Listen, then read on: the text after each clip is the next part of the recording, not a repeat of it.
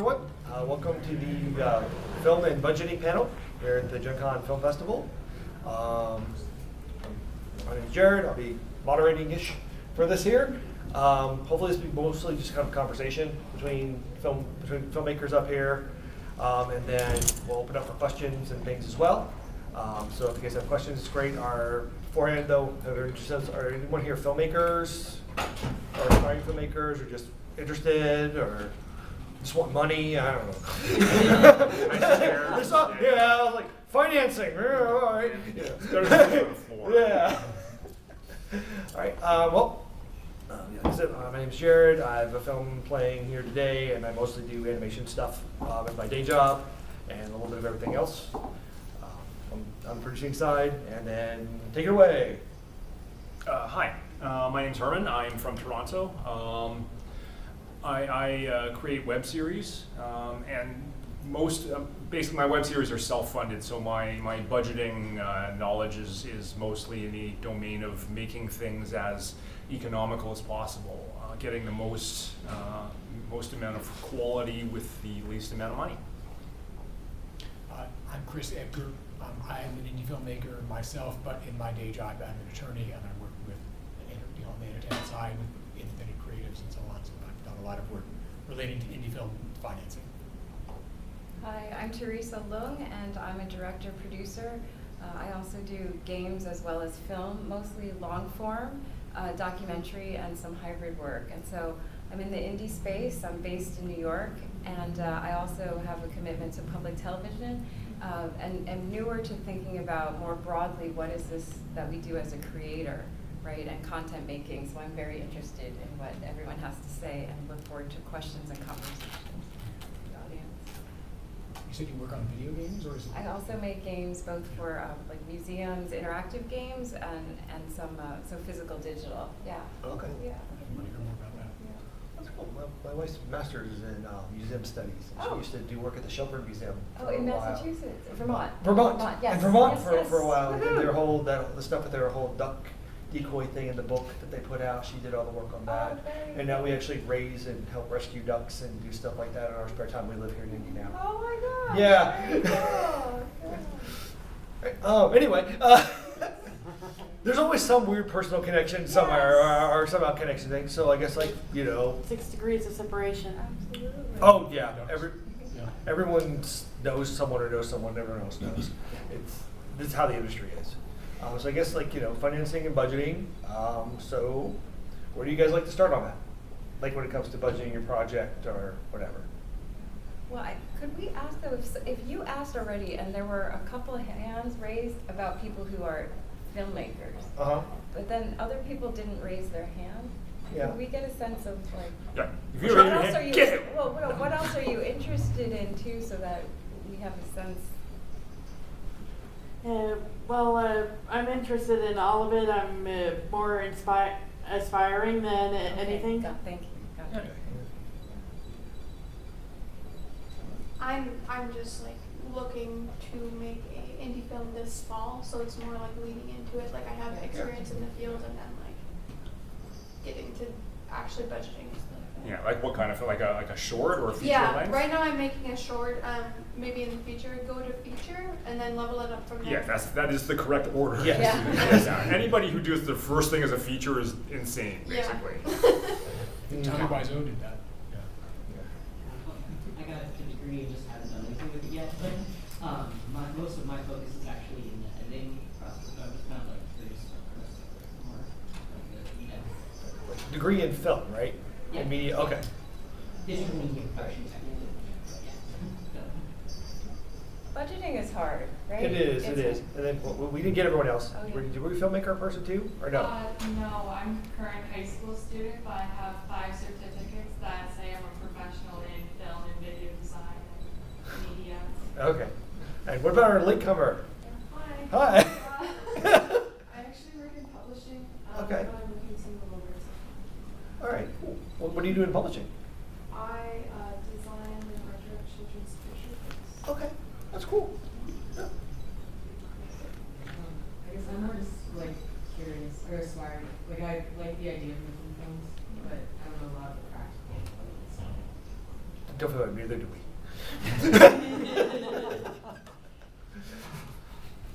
Much the same. Yeah. Pretty much fine. That's okay. That's fine. Wannabe.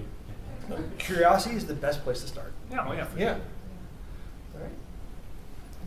So, sure. Take a little briefly. So in terms of the way that I think about budgeting, it depends on the idea, right? And then I tend to make various budgets. So it's what I would love to have if money was, if not no object, but like a higher level where I can raise funds against it. And then there's the medium type budget, and then there's like the what can I do that's a proof of concept, or even before that, like what is my idea? And so even before the budget part of it, for me it's trying to get down on paper, what is my idea, right? And then how can I potentially structure that? So it kind of goes hand in hand. What is the idea being like, what is the log line, right? What is the 25 word or less summary of my idea? And it's gonna change, right? What is then what do I think the plot points are gonna be? How long do I think it's gonna be? So there's a couple of things that go on, and then I step back and try working on what a budget is.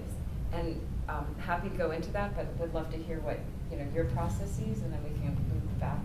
I just want to add on to what you said there. Just given where we are in the crowd that we're likely to be, if you're looking to make something that's a fantasy or a science fiction, you're already kind of loading a little bit in terms of the budget, because just costumes alone, for instance, like for fantasy you need if you're going to have non-human characters, you got to have orcs or whatever. Then that's money, and the weapons and the locations and things like that. That's going to be a bit of a challenge in terms of money. And science fiction, same thing. Again, you might have non-humans in your work, or you might have computer animations or things like that you have to use. So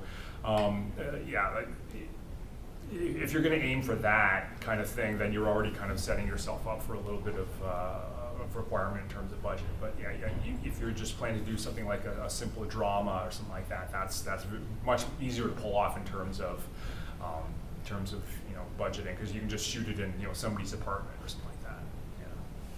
I mean, there are people who, of course, do this professionally, but in the indie world, you end up, kind of wearing all the hats. So what I'll do is I'll go through my script, because I'm usually also the writer of the script in the case of indie films, and then I'll try to make an estimate based on, what my experience in terms of what's it going to cost to rent this particular location, what's it going to cost to get a permit to get this location, what's it going to cost to cast all of the people who I have listed in the script, and then to acquire or to rent all of the props and so on. And I can do a pretty good sort of back of the envelope calculation, but like I said, there are people who do this professionally. There are line producers.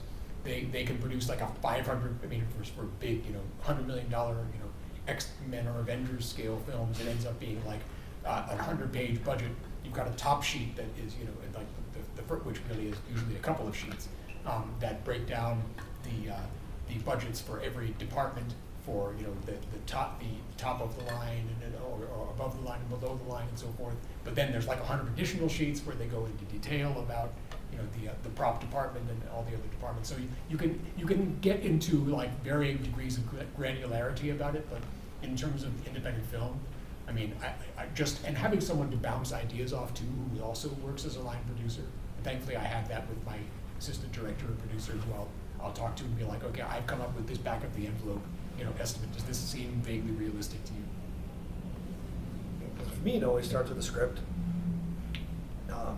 So, like a lot of my projects, my day work, it's someone else who usually is paying the bill. They're hiring us to do stuff. So a lot of time in the budgeting, it's what their budget is, what their vision is, and break all of it down to find out, because it's more the commercial side of stuff, where you're going through. It's like, okay, this is like a $10,000 budget total for the project. How many man hours? What, if any, kind of expendable things do we have involved? And then breaking down their ideas versus how many hours. That's how a lot of it ends up working, 'cause especially in animation. A lot of it's just either you have some for the voice acting, which is number of hours, and then just however many hours it's going to take to do everything else. And you just have to calculate that on that end. But when I'm doing work on like actual live action stuff, which I also do, usually from production design or overall producing perspective, you have to work with the line producer or the director or whoever is indie. It's probably all three the same person. And you go through and you go everything line by line through that entire script, figure out what's what, how much it costs, what the concepts are. And I also think it helps really understanding the motivation of the script, understanding what the goals are, what the visions are while you're breaking down the thing. Because maybe they haven't, they want a like this 1952 Cadillac or something, right? But they just wanted an old car. They didn't really. They just listed this one car, but it's say something. I don't know nothing about cars, so who knows? But like maybe they listed this one really rare. It was going to cost you $1 million or $100,000 or something to get one of these on set with insurance and everything. Plus insurance. Plus insurance and everything for this like super rare thing, But they just really meant they just wanted it to be an old car. So you're like, oh, okay, they made an old car, so let's talk through that and see. And a lot of it is involving like analyzing that. You analyze the script, not just like every prop and everything there. And there's a difference between an old car in mint condition Yes. and an old car that's beat up too. That is true. Because the too. latter is much cheaper, as you can imagine. Yes, and it also looks better most of the time, and it's going to be more real. And even if you're doing something new, you still want to weather it, too. So, but yeah, and also I look through for that on that. And I also look through for how long everything's going to take. I just always try to think in terms of time too, because for me, budgeting isn't just money when you're planning; it's also budgeting time, which is like your biggest resource, unless you have infinite money. In which case you can do that, and then it's just you got to look through and you got to figure out how much is this thing going to cost, and if you don't know, who do I ask who can answer that question for me? Because I don't know everything, and if I need to do something in Canada, how much something costs me? Maybe I call Herman. Or if I need something in Vegas, maybe I have to call him. Or for like what's. And I forgot where we were located on with that. New York, yeah. Well, actually, I called my cousin to meet me in the Bronx, but yeah, Yeah. Well, actually, Yeah. like Toronto, big city, New York, Yeah, big city, Vegas, pretty big city. Like so, and the location costs are proportionately higher for a place like that. If you're in Indianapolis, it's a little more economical, I think, to get locations here. I would imagine. It's more economical depending on who you're working with. Like we were able to even work with. I did worked on the feature here. I was doing production design, and we got managed to work with like the police department. So we were getting to actually use the police cars and some of their guns, and we had officers in actual uniforms for scenes and stuff like that. I even got access to the computers. Their interface is like this all DOS looking thing, looks horrible on screen. So the night before a shot, I literally had to create an entire computer interface from scratch to run off a flash drive that no matter what they did, automatically brought up the next thing necessary for the script. But That's awesome, wow. the things you sometimes have to do it on a shoot. But like that was wasn't in the budget per se. The budget was pretty low, but like you can work with things like that. Like working with the city can be easy sometimes, depending on who you are, locations. The hard part here, if you're in a smaller venue, it's fine. Is sometimes getting a location to agree to do something. If you're in where you're at, and sometimes you have to build a relationship with someone to let them use their liquor store or use their bar, or maybe you'll get lucky. And like on one thing, we got lucky and people had to be drinking, right? In a thing, and so we didn't have to Greek anything, which is like hiding the product names. We got lucky, and Sun King Brewery here, that's also a sponsor of Gen Con, made a special run of their beer, of the cans, but only water. They were just water. It was carbonated water for the shot, and so they were labeled water. If you looked at the very bottom of the fine print, it said water on the bottom. So we got actual real looking products. So we had to Greek it. They got a little promotion and. Boom, perfect. So that like saved a whole ton of time on that. But like I said, you won't get that in a big city. Like you won't get that in a major city. Like you go to, a local brewery in probably New York or LA, and they're gonna gouge you. Oh, forget it. They're gonna be no. LA, they're gonna gouge you. Yeah. Like you want to use our. Oh, you want our beer to be in your movie? You better pay us $10,000. Not here's some free ones that are just carbonated water. Yeah. Put our name so our name gets on screen. Actually, does everyone know what he means when he says Greek things? Yeah. Okay, because that's if for people who don't know, that's actually a cost Oh, kind of thing. it is Because too, yeah. if you use a real brand name, they can come after you for copyright things, which Yes. obviously adds to your expense if you get sued. So a lot of times you have to make up fake things Yes. And just to appear in your thing, because otherwise it's basically product placement without Yeah. permission. Yeah, and you don't want to ever give them free, never give anyone free product placement, ever. Make them pay for it. That's a source of income.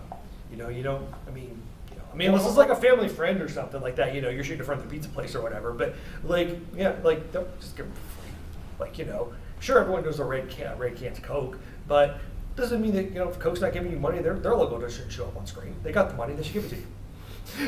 And sometimes just thinking about those ways to like, Yeah. early on, yeah. In your case, like if you know, Yeah. like if you know a friend, somebody who runs a small, mom and pizza place, you can say like, hey, can we use your thing for free? But in Yeah. exchange, we'll actually like name your pizza place and like Yeah. make sure that people know about it. So it's kind of a commercial for your place Yeah. as well. Right, yeah. Right. No- So and sometimes you can kind of get away with like free exchanges for things like that. And that happens more in these smaller markets. You're not gonna probably. Depends you're on the relationships you have. with Yeah, and people. Yeah. But those are the things you have to kind of think about when you're going line by line. So if it's like exterior pizza place, Mhm. you know someone who runs a pizza place, can you get a thing there? Make sure it's not a chain. Make sure that the manager of Pizza Hut or Domino's or Yeah, someplace. But yeah, and you kind of think through this. Those are all the ways you do in your budget. You have to think of all that stuff and who you know, and especially the smaller your market, or smaller your city, the more you have to lean into that. Another great example for that is music. If you need an original song for your thing, if you know an indie musician, you can say, hey, can we use your song over our end credits, and for free. In exchange, you will get the publicity of your song being out there.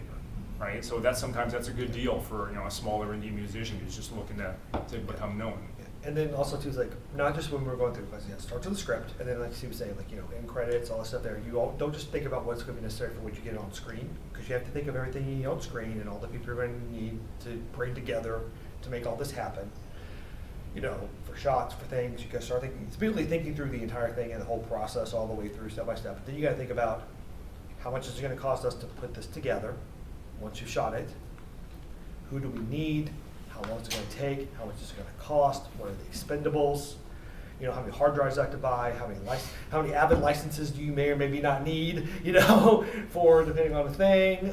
What your all the post-production costs. Then you got distribution costs and festivals, and you need to be thinking the whole way through. At the beginning of your budget, don't just think, what do I need to finish to shoot the film? You need to be thinking, what do I need to basically take what I've done to put it where I want it to be, and what are that full arc of the cost. Right. In indie films, sometimes people will raise money for production and post-production and distribution separately. But then in those cases, the project sometimes ends up languishing for months or even years while the additional financing gets raised, which I don't have the patience for. Yeah.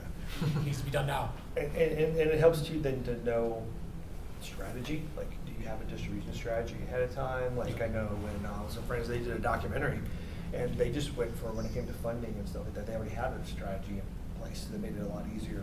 Because having that strategy up front made it easier for them to get the funding to do their film. I'm curious about, like you had talked about, Chris, about like back of envelope, you already have an idea of what things cost. If you were willing to give like a range, or all the panelists a range of the different types of work you've been in, roughly, order of magnitude. So for example, like when I've done shorts, which are 3 minutes, 1.5 minutes, props limited, very, very limited. The way that I did those down and dirty to call in favors, and let's say it's like a couple $1,000s or less, because the site location was like my apartment, right? So there are ways, if you're going to start, right, to experiment, to keep costs really low, right? To call in favors, to be cautious about the equipment or the level of risk, right? So if you're not getting a lawyer's advice, but you want to start very small and you're willing to take certain risk, you could then your house, your apartment, your parents' house, right? But you have to be careful, right? Don't bring in a ton of equipment, like you don't want to damage the house or apartment, especially if it's not, like, it depends if you rent or own, right? But there are certain, or you go to the park, like you can experiment with things first, right? And shoot and make the mistakes or learn from it. And then there are budgets where I've worked on that are like, $500,000, a couple $100,000. That's a different level, right? And that takes a different level of planning and fundraising, right? And maybe there's like, I shot it, a concept or a test, but then had to languish for a little while I took on other work or did crowdfunding. I've raised about $50,000, almost $60,000 using crowdfunding, which we can talk about later. Also, there are different means, right, of raising the funds. So, and so the approach varies based on like the order of magnitude. But I am curious about, because it seems like we've worked on all different sizes, and you've worked on big projects. So yeah, I'm really curious. I didn't work on the Avengers. That was just an example that I gave. But I have worked on projects that are a few $1 million. And in terms of both, well, like I think I did one where I did music, but there was another one. There are other projects that I've worked on as an attorney that are sort of at that level, which is still considered low budget, considering the amount of money that it takes to make a film. Me, I guess, all right, fine, hold on. I've worked on everything from stuff that's $0, like literally, like I've had like almost every film, actually every film I think I've ever put in this film festival, and most of the film festivals I just do it for film festivals, have been like $0 films. Mostly because I do animation. It's like I can just do it in my spare time. I can literally I can sit around in my spare time in a week, crank out 3 to 10 minutes of something. 1 year I actually did one while I was at Gen Con that played the next year. So on a laptop, because that's just It's so smart. that's the stuff I can do. So like I can cut cost in ways other people can't in that world. But if you're not from the animation world and you start leading to animation or visual effects, which some of that stuff there, well, the VFX panel is whatever that is, and that's a lot of money. Like animation is expensive unless you know how to do it all yourself. It is expensive, and because good animators are expensive, especially if they're fast, it's a lot of money. And same thing then for visual effects work. Good visual effects work can be very expensive. Mediocre effects work can be cheap, depending on where you go and how you plan. But yeah, so like there are ways to work around it. Yeah, Like, if you know what you're doing, you can get high quality visual effects for low budget. Oh yeah, like a lot. The video editor that I use is called Resolve, which is free. Like there is a free version, and it has really high quality visual effects tools in it that if you know what you're doing, you can get some really good output out of it. So, I mean, that's a good way to keep things free, which is just by doing it yourself and using the free tools that are available. Yeah. I mean, like again, I've worked on the sort of multi-million-dollar projects where it's been tons of stuff involved. And luckily, I was not in charge of the money, so I didn't have to worry about that. I just handled my department. But where there is a lot of money, and sometimes the money just becomes the solve for something, and they're just like, oh, this needs to be done. Okay, well we don't have this person. All right, they make a phone call, and they're literally just fly someone out from LA to come in and do something, or a certain prop. They don't have anything local. Made a phone call, and literally stuff's being shipped, special props from across the country. So I mean, sometimes money solves your problems, and sometimes it doesn't. Yeah. What do I don't know. Like. Okay. I forgot what I was going to say now.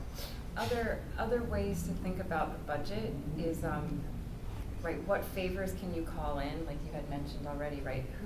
Who is an animator, or if you want to level up, right? So there are certain things. I heard someone in the audience is an editor, right? So are you a video editor? Yeah. So you can save money, right, on doing potentially the initial or the edit all the way through, right, depending. Mm-hmm. And because for me, that's a significant cost, because I edit, but sometimes I'm too close to the work, I feel, and I don't do it all the time. So I work with people who are like the ACEs, like they are honored and are battle tested, right, with doing the editorial work, and they've won a bunch of accolades. So I can take a cut, let's say rough or like my concept, but it needs to be refined. So I have to put that money in, but like as you mentioned, you're an animator, so your cost is your time, which is precious. But if you make the choice to work on it, then you reduce the financial cost, right? The other thing that I do in terms of thinking about budgets is, because I do mostly documentaries, I work with nonprofits, and there's a concept called fiscal sponsorship, FISCAL, sponsorship, and that means that I have a relationship with a nonprofit, and in exchange for them taking a percentage, which is an administrative fee, I am able to ask people for a tax-deductible donation or a charitable donation. So they write a check to this nonprofit. In this case, it's Women Make Movies, and there are many others, other nonprofits. I'm also part of a film collective called The Film Shop. So we offer you do these Film Shop. services. Yeah, Yeah. me too. Oh my gosh! Look at this. Yeah. So this is a way that we just started this as the Film Shop to accept this, projects for fiscal sponsorship. So that way, you may have friends or family who want to support you, but if they want to take a tax deduction, or someone who works at a company, sometimes companies have what's called matching, where if you want to donate, the company will also give a matching amount. So if someone gives you $500, they'll match $500. So that's a very nice way of you being able to like gradually or not gradually build up money for your production, right? Because people are believing they're investing in you. So you have to sell them your idea, right? So that is one way to work on funding. I don't know if you've ever worked with a fiscal sponsor in your types of films. Yeah, I mean, the drawback as far as that's concerned is that when someone is making a tax-deductible donation, it's not an investment in the sense that they can expect a profit back. And so you're going to need to raise money from people who just really believe in the project. Although that's pretty common even with people who are getting equity in the film, that is, they're getting a right to, a share of the profits that the film makes, because they know that an independent film is not like the best possible way to make money. It's probably one of the worst possible ways. And you have to be careful when you're asking people for money, because there are laws on raising money for equity into a film, on what you are allowed and not allowed to do. I don't recall all of it off the top of my head. Hopefully the lawyer will. But there are limits on what you can ask for, what you can promise, how much you can do in certain circumstances. I think some stuff varies by state even. I know, but then and there are state and federal laws wherever you are. So you have to be careful with that when you're asking for investors like you, so that way you don't run afoul and end up with everything getting shut down or you in jail. Yeah, that's a situation where you do want to have a lawyer, Yeah. particularly if you're raising something that's in the 6 figures or the 7 figures, because then the lawyer's going to have to prepare an investor agreement for the investor to sign, and that could be kind of long, particularly if the higher the money gets, the more sophisticated the investor and their attorney is going to be, and they're going to want to make changes to the agreement and so forth, and you have to go back and forth. And then the lawyer also has to prepare this long document called the private placement memorandum, which has a synopsis of the film and bios of all the creative team and so forth. But the biggest part of it is going to be a ton of disclaimers, like what I was talking about. Like, independent films typically don't make money. You certify that you understand this. Yeah. You are going to lose all of your money, or at least there's a significant possibility that you will, and so on. And if you're making a short film, you're not going to make money. Like statistically, if you're making That's not the point of a that's short not film. important. That's not the point of a short film. But if you're starting off in filming, you're going to learn. You're going to learn by starting with shorts, and understand that any short film you make will not make money. You're just not going. You get something else out of it. Yeah. You get a reputation for yourself. You get networking and recognition and things like that. Yeah. There was a question. Yeah. Kind of finishing off the legality and whatever of kind of like your kind of situation. Because like when I was in film school, there was like a location we wanted to use, and they were like, yeah, you can use our location for free if you make us a commercial with it. So we just used B-roll, flash the graphics on it, and we're like, cool. And so we have to use the location for free, but like we were film students, so I don't know if that's like something that actually happens outside of film school. Is that like something that can happen? It seems like the person you were dealing with is maybe a little incautious. Because if I were in that situation of having owning a property that somebody wanted to use, I would want to at least work out the insurance details. Like if damage occurs, whose insurance is going to cover it? Is it going to be mine, or is it going to be yours because you're if you're film students, then realistically you won't have insurance, but then can the film school offer an insurance coverage and things like that? Like insurance is a big thing when it comes to location renting. So I think that would be the primary thing that would be that you'd want to make sure is spelled out before you begin shooting. But once that's settled, I think the rest of it's like more easily worked out.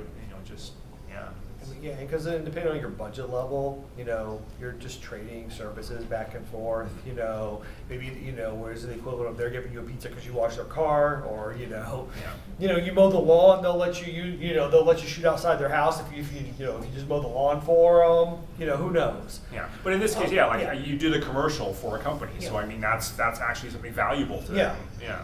And it can get tricky depending on where you're at, what the tax laws are, how you're reporting stuff. I mean, but your kids, man, no one's gonna really care. It sounds like they were kind of like, if something happened, their insurance would be the one to take care of it. Yeah. Kind of what it seemed like. But yeah, you do kind of want to spell that out when it comes to locations for sure. Yeah.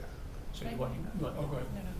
So you need to have, in other words, a contract with your location that the owner signs and so forth. Even if you're in film school, because like was I saying, yeah, this was on the last panel, that even if there's never any problem in your relationship with the location owner or whoever, you want to make sure that you can show any distributor who might be interested in the film that there's a contract covering everything, so that there's no possibility that someone's going to come back and sue you, the distributor, or me, the filmmaker.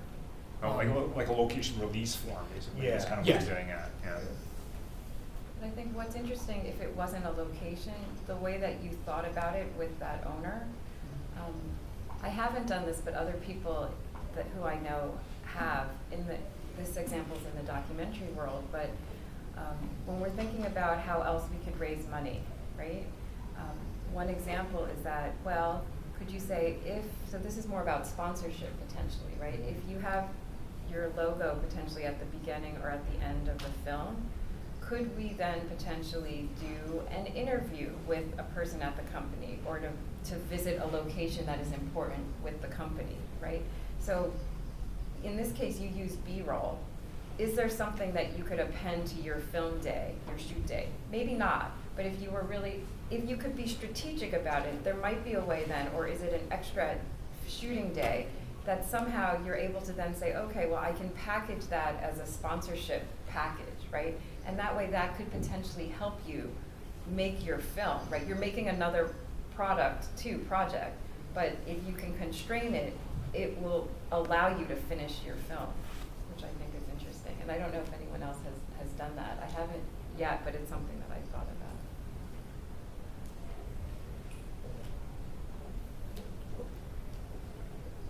We're about halfway through. Let's go ahead and open up for questions. Yeah, let's let's do go to the question phase. Questions, yeah. So, who has a question?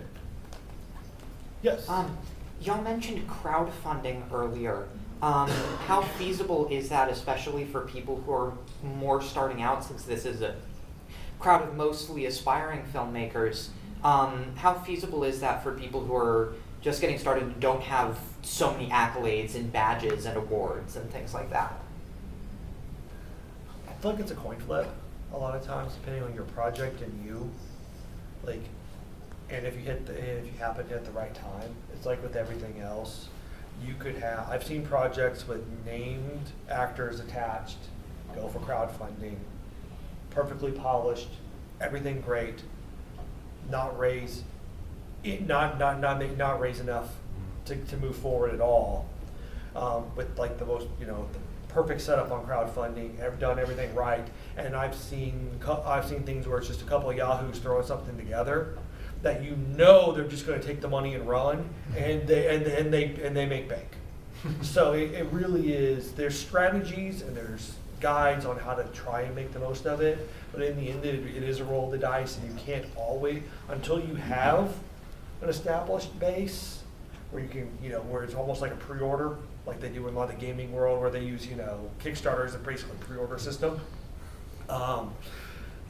You are kind of rolling the dice, and you don't know if you're going to do it, and you have to have contingencies for what your goals can be. And like when she does her the several different budgets, maybe you're going to hopefully get the middle one, but maybe you can end the campaign if you get the bare bones minimum.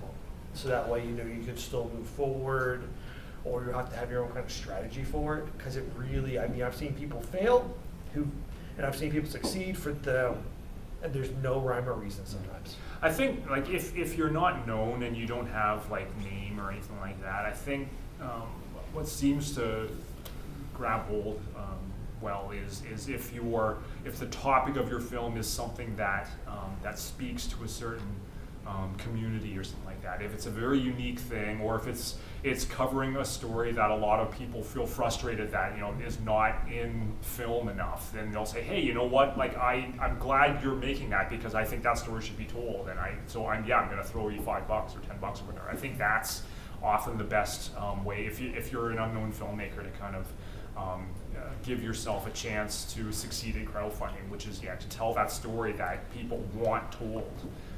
So yeah, like if you're doing, I know there's 100 films that tell this story, but I'm going to make the 101st one. That's going to be less appealing to than there's this thing that no one ever wants to talk about, and I want to talk about it. And if you feel the same way, then yeah, please help me make this film. And be sincere in that, though. Oh yeah, Be sincere. Be that thing you actually do want to talk about. Like, Yeah. I want to talk about and make a film about this thing that is absolutely not talked about and should be. Yeah. Has to be something you actually care about, because that insincerity will come across, and even Yeah, if it it's just something you're will. passionate about, that Yeah, counts it for has to people. There has to be some real. Yeah, real but your passion counts for a lot of people, Yeah. for sure. Yeah. One thing that I'd say about crowdfunding, I've worked on a few projects that have used crowdfunding. Some of them have succeeded in raising the amount they wanted, and some of them have not. And I think the deciding factor has been that it seems like people who pay money into crowdfunding would like to feel like they're getting on a moving train.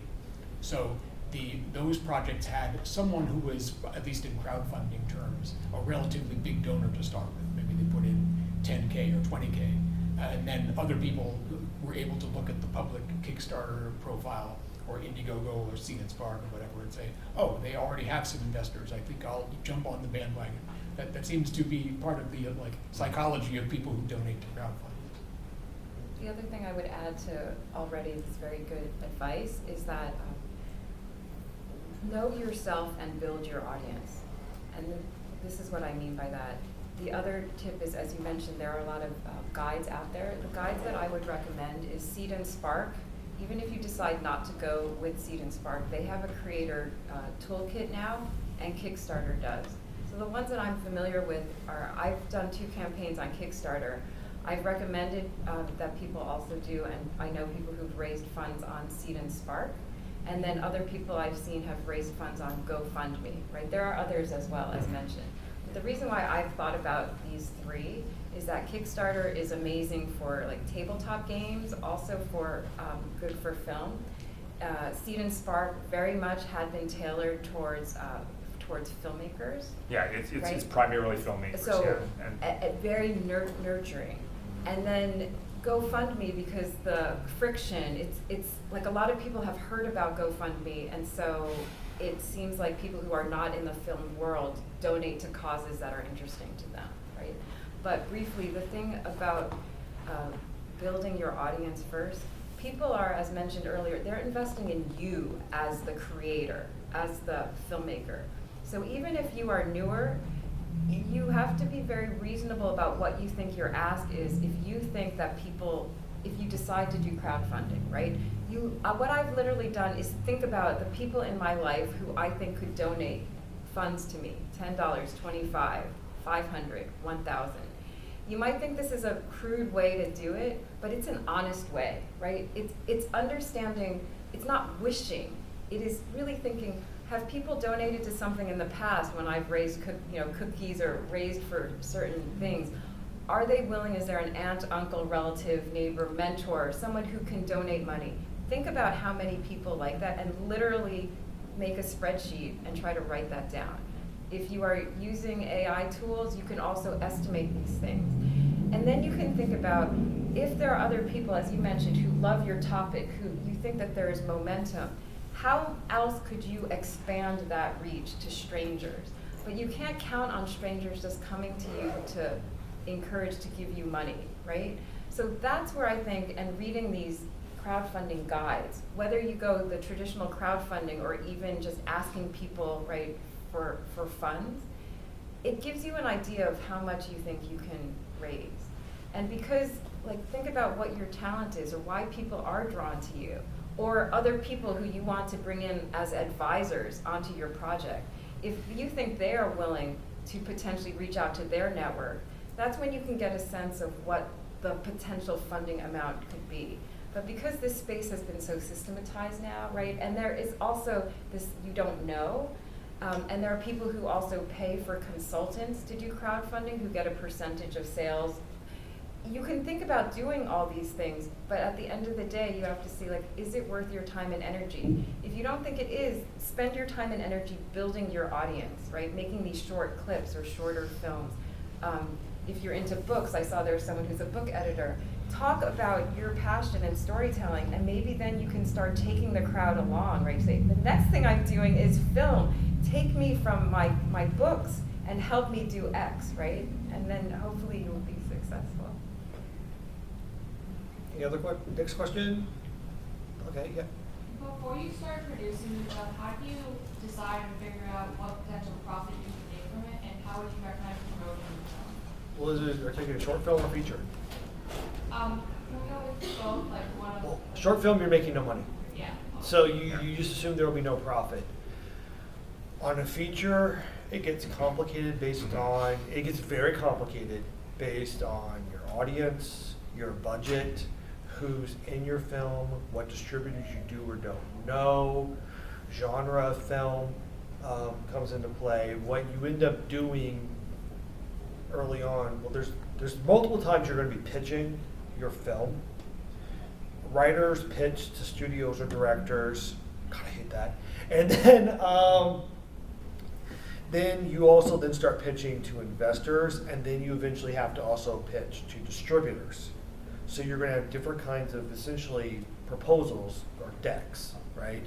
Tailored for different kinds of things. And when it comes to the financials, you have to guesstimate, hey, our film is kind of like X, Y, and Z at this same budget as ours. Here's what they made. Here's maybe what we think ours will make. Obviously, nothing's a guarantee for this amount of money.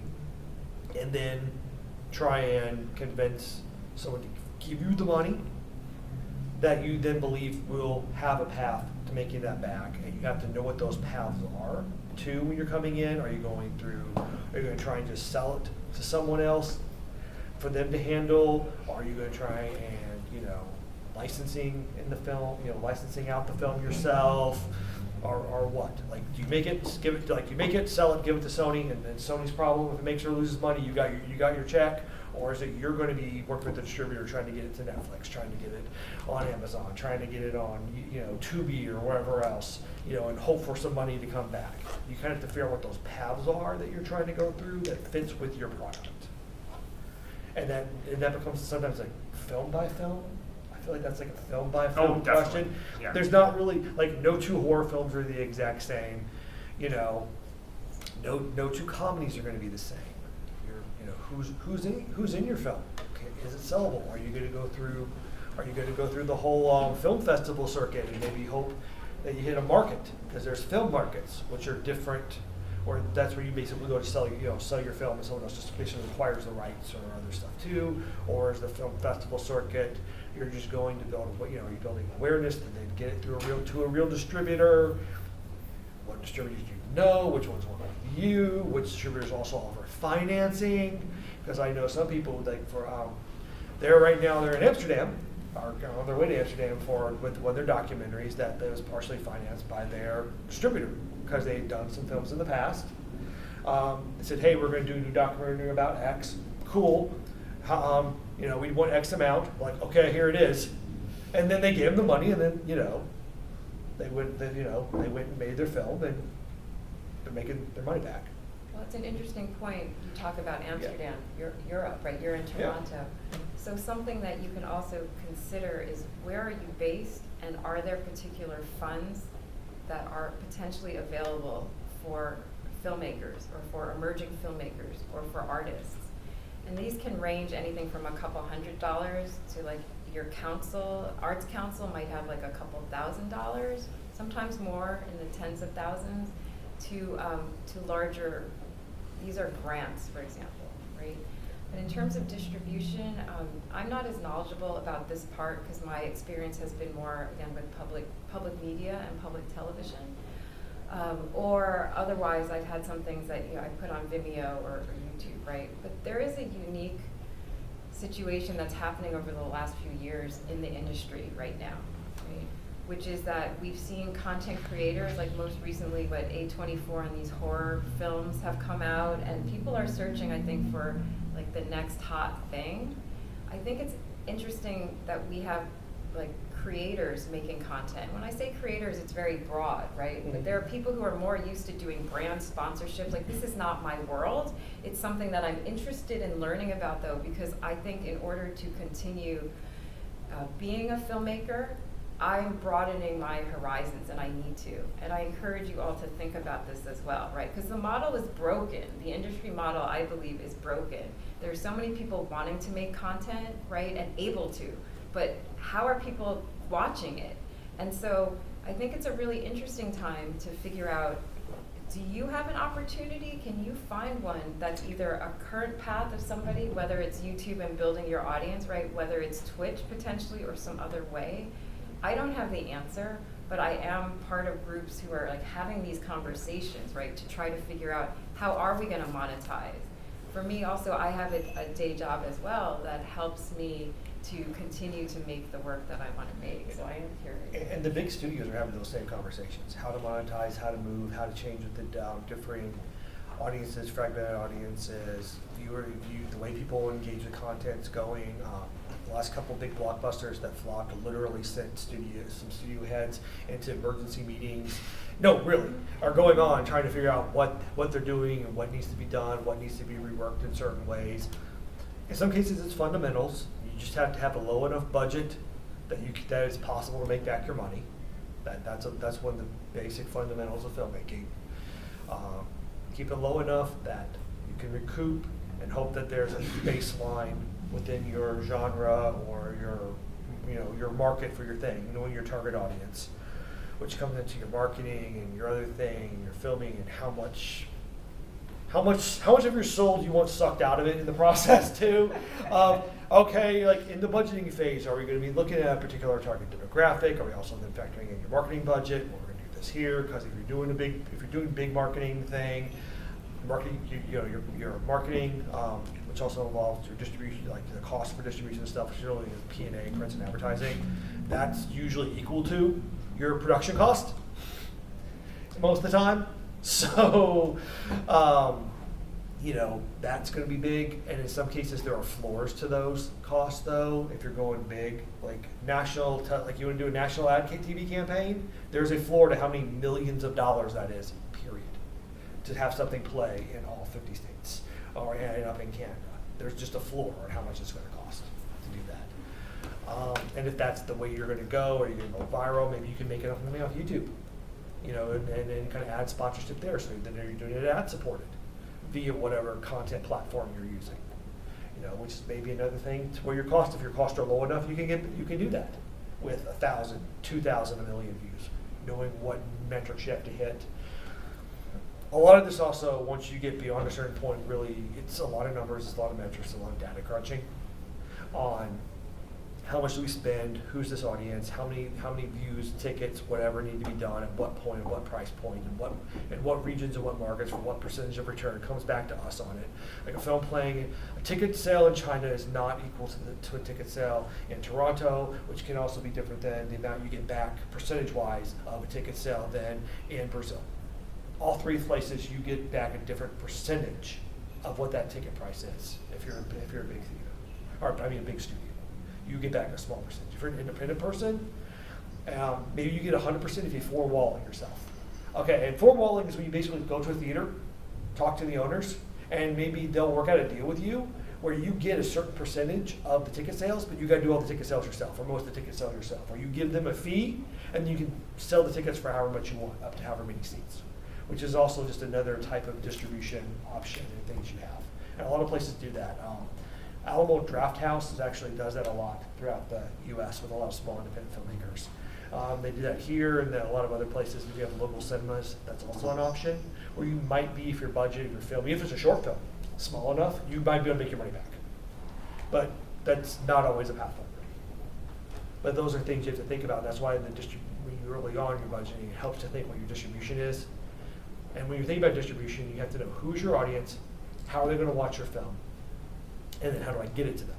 How do they prefer to see it? And that helps you determine, are you streaming first? Are you going for theatrical? Is it going to be friends and family? We're four-walling it. It's just going to be everyone over at my house, and we're watching it on the TV. What that is. And it also helps you then think of your technical constraints too. Do I need then 4K? Can I get by with HD? Worst case, up-res it in post, if absolutely necessary. It's fine to do that some stuff. So there's all these technical considerations. It's definitely going down a rabbit hole. And for your first time and your first short film, don't spend too much money. Borrow what you can from people. Try not to, and you basically, financing comes down to two things: your money or someone else's money. Those are the two main sources of money when it comes to the financing of film. Ideally, you spend as little of your own as possible, all of someone else's, but as soon as other people's money gets involved, things do get more complicated. Whether it's been given to you or whether they expect it back, or how much of it they expect back. You also asked promotion. One of the easiest and best ways to promote is to enter film festivals. Like, I entered my web series in this film festival because there are 10,000 people over there who might be interested in seeing it. Like, it's a golden opportunity for a science fiction creator like me. So yeah, film festivals is great, especially genre ones. If you're making something that's fantasy or science fiction or gaming focused, this is the perfect film festival for it. So that's something that's really easy to do. It's true, you actually get film blocks being sold out, whereas, I've done many film festivals where it's just independent filmmakers watching each other's work. Which is cool, you get to network with them and meet them and so on, but I'd also like to have, an audience of people who are just kind of into film. And look for film festivals that do stuff like this, where it's more than just, here's some things in a room. You want it where you're going to meet with the other things. They have events with the filmmakers, and they also have other stuff like it. I don't know, where are you based from? Wisconsin. Oh, Wisconsin, okay. I know because I don't know the local film market there. I know here though, we have Heartland in Indianapolis, which is actually an Oscar qualifying film festival, and I've done judging there before on films. And so that's interesting, and that's more also there. So you get a lot of filmmaker events there and a big stuff there. You look for some of these kind of local things because they have local tracks for that one. And there's a lot of film festivals in your area that may have a local track, which is something good to look into. And festival strategies are their whole own thing and their own. And distribution, I don't know if that's a panel or not, but distribution and marketing, I know there's promoting your films panel. That's its own ball of wax that does impact sometimes your path to profitability. That even the best laid plans and the most professionals still will occasionally lose money on a project. It happens. Next question. We have about 10 minutes, I think. I'm trying to figure out how to phrase my question, but basically with product placement, let's say I'm filming a scene in a bar and I ask the bar, okay, give me everything you have on display, and I'll ask the company to see if they'll be willing to sponsor us if the product's in the background. How much of a no-name filmmaker could make for their film on that? I would say, if you're just starting out, don't ask Budweiser.